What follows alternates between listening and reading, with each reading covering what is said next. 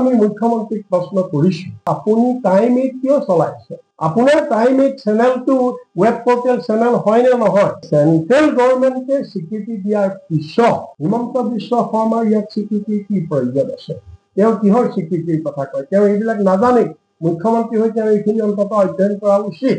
গতিকে মুখ্যমন্ত্ৰীৰ এই কথাটো নাজানাটো অতি এটা হাস্যকৰ কথা। আৰু মুখ্যমন্ত্ৰী ক'ত আছে? তেওঁ ইমান পিছ পৰি কিয় আছে? মই মুখ্যমন্ত্ৰী মহোদয়ক সুধিব খুজিছো, কোনখন আইনত লিখা আছে গাড়ী থাকিলে, ডাম্পাৰ থাকিলে, ব্যৱসায় থাকিলে তেওঁ সাংবাদিক কৰিব নোৱাৰে?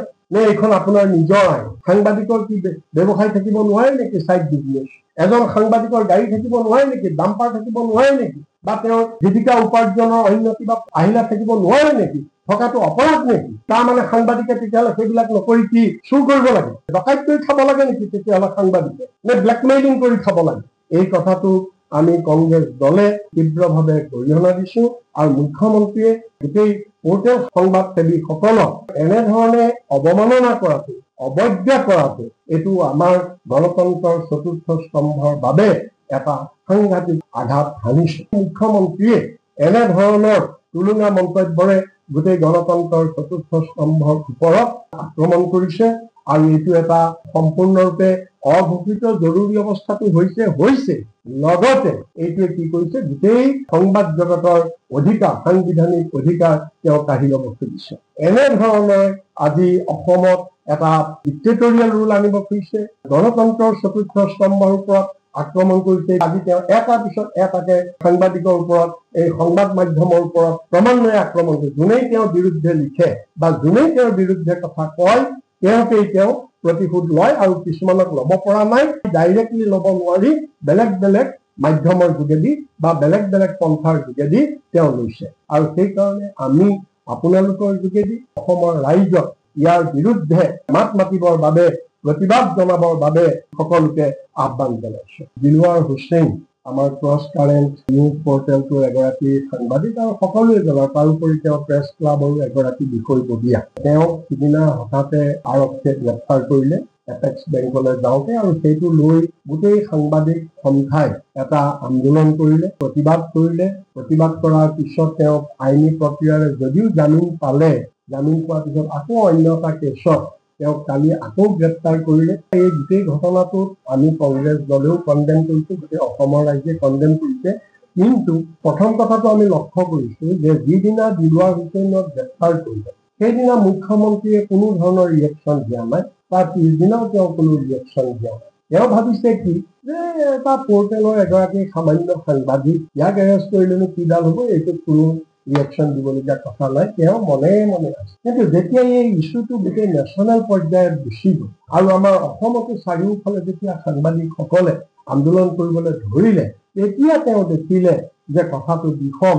গতিকে তেওঁ চাফাই গাবলৈ আৰম্ভ কৰিলে। স্বভাৱ সুলভ আগৰ পৰা যিটো তেওঁৰ প্ৰেক্টিচ, সেই প্ৰেক্টিচেই খটুৱালে যে ডাইভাৰ্ট কৰিবৰ কাৰণে সংবাদ মেলৰ যোগেদি তেওঁ প্ৰথমতে ঘোষণা কৰিছে কি বুলি, যে দিলৱাৰ হুছেইন এক নম্বৰত সাংবাদিক নহয়, তেওঁ এজন বেটেৰুৱা মানুহ, ডাম্পাৰ চাম্পাৰ কেইবাখনো আছে, তেওঁ বেপাৰ বাণিজ্য কৰা মানুহ, তেওঁ সাংবাদিক নহয়, প্ৰথম কথা। আৰু দ্বিতীয়তে তেওঁ কৈছে যে পৰ্টেল বিলাকক আমি অসম চৰকাৰে কোনো স্বীকৃতি দিয়া নাই আৰু এইবিলাক কোনো সাংবাদিক নহয় পৰ্টেল বিলাক, গতিকে বাকী সাংবাদিকসকলে তেওঁলোকক ছাপোৰ্টত যাব নালাগে আৰু আমি অসম চৰকাৰ তেওঁলোকক স্বীকৃতি দিয়া নাই। প্ৰথম কথাটো তেওঁ উত্তৰ দিব খুজিছো যে মুখ্যমন্ত্ৰীয়ে যে কৈছে যে ৱেব পৰ্টেল বিলাক সংবাদ মাধ্যমৰ ভিতৰত নপৰে আৰু এইবিলাকক আমি অসম চৰকাৰে কোনো স্বীকৃতি দিয়া নাই, মুখ্যমন্ত্ৰীয়ে উত্তৰ নাজানে। তেওঁ যে ইমান সীমিত জ্ঞান আমি জনা নাছিলো যে ইয়াৰ কাৰণে ৰাজ্য চৰকাৰে স্বীকৃতি দিব নালাগে। ৱেব পৰ্টেল, ইউটিউবাৰ এইবিলাকক information technology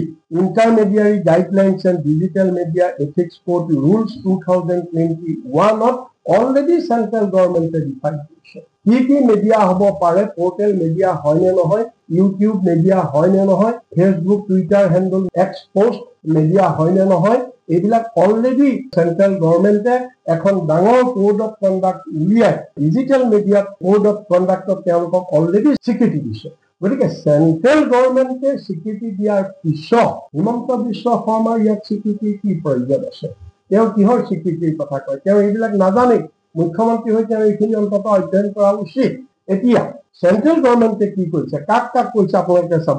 publisher of news and current affairs content publisher, তাৰপিছত কৈছে মিনছ, কাক মিন কৰিছে, online paper, news portal, news aggregator, news agency and সাচ আদাৰ এন্টিটি কল্ড বাই whatever name, নামটো যিয়ে নহওক, which is functionally similar to publisher of news and current affairs, যে বৰ্তমান যিবিলাক নিউজ চেনেল, ইলেক্ট্ৰনিকেই কওক, প্ৰিণ্ট মিডিয়াই কওক, যে তেওঁলোকে যি ধৰণৰ পাব্লিছ কৰি আছে, নিউজ কৰি আছে, কাম কৰি আছে, তেনেকুৱা চিমিলাৰ কাম যদি অন্য কোনোবা পৰ্টেল বা কোনোবা ই পেপাৰে কৰে বা কোনোবা সোশ্যাল মিডিয়া হেণ্ডলত কৰে, মিডিয়া বুলি তেওঁলোককো ধৰা হয় বুলি চেন্ট্ৰেল গভৰ্ণমেণ্টে এই গাইডলাইনৰ যোগেদি অলৰেডি ডিফাইন কৰি দিছে। হিমন্ত বিশ্ব শৰ্মাই এইটো কথা নাজানে নেকি? যুগৰ পৰিৱৰ্তনৰ লগে লগে কথাবিলাক পৰিৱৰ্তন হয়। আগতে ইমান টেকনলজি এডভান্স নাছিল। আগতে প্ৰথম আছিলে প্ৰিণ্ট মিডিয়া, প্ৰিণ্ট মিডিয়াৰ পিছত আহি গ'ল টিভি, ইলেক্ট্ৰনিক মিডিয়া, ইলেক্ট্ৰনিক মিডিয়াৰ পিছত এতিয়া আৰু মিডিয়া আহি গ'ল ডিজিটেল মিডিয়া, ডিজিটেল মিডিয়াৰ পিছত আৰু এটা নতুন কনচেপ্ট এতিয়া আহিছে চিটিজেন্স মিডিয়া, অৰ্থাৎ এইবিলাক হৈছে ডিজিটেল মিডিয়াত পৰে। গতিকে মুখ্যমন্ত্ৰীয়ে এই কথাটো নাজানাটো অতি এটা হাস্যকৰ কথা। আৰু মুখ্যমন্ত্ৰী ক'ত আছে? তেওঁ ইমান পিছ পৰি কিয় আছে? এইটোতো ডিজিটেল মিডিয়া। এতিয়া ইণ্ডিয়াত গোটেই ৱৰ্ল্ডত নতুন কনচেপ্ট হৈ গ'ল চিটিজেন্স মিডিয়া, অৰ্থাৎ এজন নাগৰিকেও এটা মিডিয়া হ'ব পাৰে। এটা মাত্ৰ উদাহৰণ দিছো, মই ল'ৰাটোৰ নামটো পাহৰি গৈছো। এই যে আমাৰ ডেলিভাৰী বয়টো যে আছিলে, তাৰ নামটো কি আছিলে পাহৰিছো, সেই ডেলিভাৰী বয়টো যে ভাৰ্গৱ বৰবৰা বুলি যেতিয়া পুলিচৰ অফিচাৰজনে খুব বেয়াকে পিটিছিলে, সেইটো সময়ততো কোনো মিডিয়া নাছিল, কোনেও গম পোৱা নাছিলে। চিটিজেন মিডিয়া, এজন মানুহে, এগৰাকী মহিলা, তেওঁ মোবাইলত উঠাই তেওঁ চাৰিওফালে সেইটো চাৰ্কুলেট কৰি দিলে আৰু তেতিয়া সেইটোৰ ওপৰত একশ্যন হৈ গ'ল। This is citizen media. এতিয়া গতিকে মুখ্যমন্ত্ৰী ক'ত আছে? এজন মানুহে অকল তেওঁৰ পাছখন স্বীকৃতিখন ললেই, তেওঁৰ এই আই কাৰ্ডখন ললেই মিডিয়া নহয়। এজন মানুহে ইণ্ডিভিজুৱেলি আজিকালি মিডিয়া কৰিব পাৰে যদি তেওঁ প্ৰকৃততে খবৰ যদি তেওঁ প্ৰচাৰ কৰিছে, যি মাধ্যমৰ যোগেদি নকৰক। আগতে মাধ্যম নাছিলে কাৰণে এটা মাধ্যম হৈছিলে, আজিকালি বহুত মাধ্যম। কোনোবাই ফেচবুকৰ যোগেদি সংবাদ পৰিৱেশন কৰিব পাৰে, কোনোবাই এক্সপ'ষ্টৰ যোগেদি কৰিব পাৰে, কোনোবাই ইউটিউবৰ যোগেদি কৰিব পাৰে, এইবিলাক ডিজিটেল। গতিকে যোনে সংবাদ পৰিৱেশন কৰে তেওঁ এই সংবাদদাতা, তেওঁ এই সাংবাদিক। অকল আই কাৰ্ডখন থাকিলেহে যে হ'ব সেইটো নহয়, মুখ্যমন্ত্ৰীয়ে এই কথাটো জনা উচিত। তেওঁ কৈছে যে দিলৱাৰ হুছেইন সাংবাদিক নহয়, তেওঁ এজন বেপাৰী, তেওঁৰ 4-5খনকে ডাম্পাৰ আছে।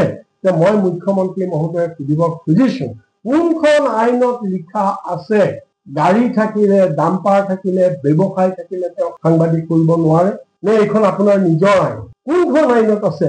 এই কথাটো মুখ্যমন্ত্ৰীয়ে নকয় কিয়? সাংবাদিকৰ কি ব্যৱসায় থাকিব নোৱাৰে নেকি? চাইড বিজনেছ এজন সাংবাদিকৰ গাড়ী থাকিব নোৱাৰে নেকি? ডাম্পাৰ থাকিব নোৱাৰে নেকি? বা তেওঁৰ জীৱিকা উপাৰ্জনৰ অন্য কিবা আহিলা থাকিব নোৱাৰে নেকি? থকাটো অপৰাধ নেকি? তাৰমানে সাংবাদিকে তেতিয়াহ'লে সেইবিলাক নকৰি কি চুৰ কৰিব লাগে? ডকাইত কৰি খাব লাগে নেকি তেতিয়াহ'লে সাংবাদিকে? নে ব্লেকমেইলিং কৰি খাব লাগে? চুৰ কৰি খাব লাগে নে ডকাইত কৰি খাব লাগে? মুখ্যমন্ত্ৰীয়ে কওক। গতিকে তেওঁ এনেধৰণৰ তুলুঙা মন্তব্য দি এটা দায় কৰাৰ গোটেই ইছ্যুটো তেওঁ ডাইভাৰ্ট কৰিব বিচাৰিছে।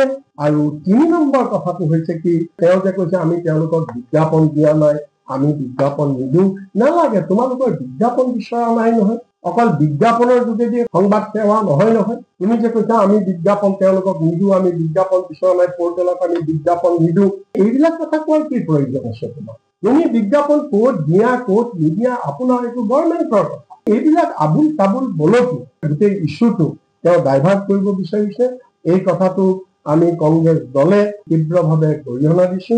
আৰু মুখ্যমন্ত্ৰীয়ে এনেধৰণে গোটেই পৰ্টেল সংবাদসেৱীসকলক এনেধৰণে অৱমাননা কৰাটো, অৱজ্ঞা কৰাটো, এইটো আমাৰ গণতন্ত্ৰৰ 4ৰ্থ স্তম্ভৰ বাবে এটা সাংঘাতিক আঘাত হানিছে। কাৰণ আজি সংবাদ মাধ্যম বুলি ক'লে যিকোনো ব্যক্তিয়ে, যিকোনো সংস্থাই যদি বাতৰি পৰিৱেশন কৰি ৰাইজৰ আগত দাঙি ধৰিব পাৰে, সেইটো গোটেইটোৱেই মিডিয়া, সেইটো সকলো 4ৰ্থ স্তম্ভৰ ভিতৰত পৰে। মুখ্যমন্ত্ৰীয়ে এনেধৰণৰ তুলুঙা মন্তব্যৰে গোটেই গণতন্ত্ৰৰ চতুৰ্থ স্তম্ভৰ ওপৰত আক্ৰমণ কৰিছে আৰু এইটো এটা সম্পূৰ্ণৰূপে অঘোষিত জৰুৰী অৱস্থাটো হৈছে লগতে এইটোৱে কি কৰিছে গোটেই সংবাদ জগতৰ অধিকাৰ সাংবিধানিক অধিকাৰ তেওঁ কাঢ়ি ল'ব খুজিছে 4 নম্বৰত আমি মুখ্যমন্ত্ৰীক প্ৰশ্ন কৰিছো আপুনি যে কৈছে যে ৱেব পৰ্টেল সংবাদসেৱী নহয় আমি নামানো দিলৱাৰ হুছেইন তাত পৰা আমি নামানো যে মোক আপুনি উত্তৰ দিয়ক তেতিয়াহ'লে আপুনি টাইম 8 কিয় চলাইছে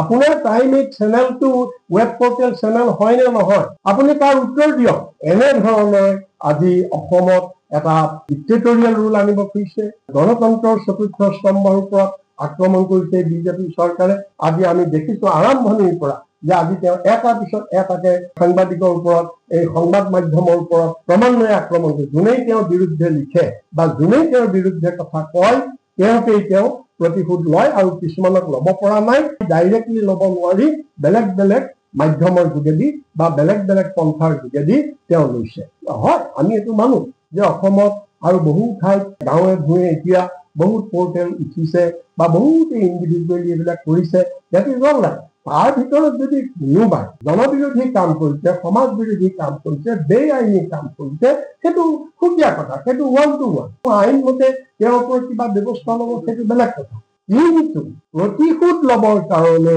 চৰকাৰৰ বিফলতাবিলাক উদঙাই দিয়া প্ৰতিশোধ ল'বৰ কাৰণে এনে ধৰণৰ পন্থা যে এই চৰকাৰে অৱলম্বন কৰিছে এইটো গণতন্ত্ৰৰ বাবে এটা ডাঙৰ ভাবুকি আহিছে আৰু সেইকাৰণে আমি আপোনালোকৰ যোগেদি অসমৰ ৰাইজক ইয়াৰ বিৰুদ্ধে মাত মাতিবৰ বাবে প্ৰতিবাদ জনাবৰ বাবে সকলোকে আহ্বান জনাইছো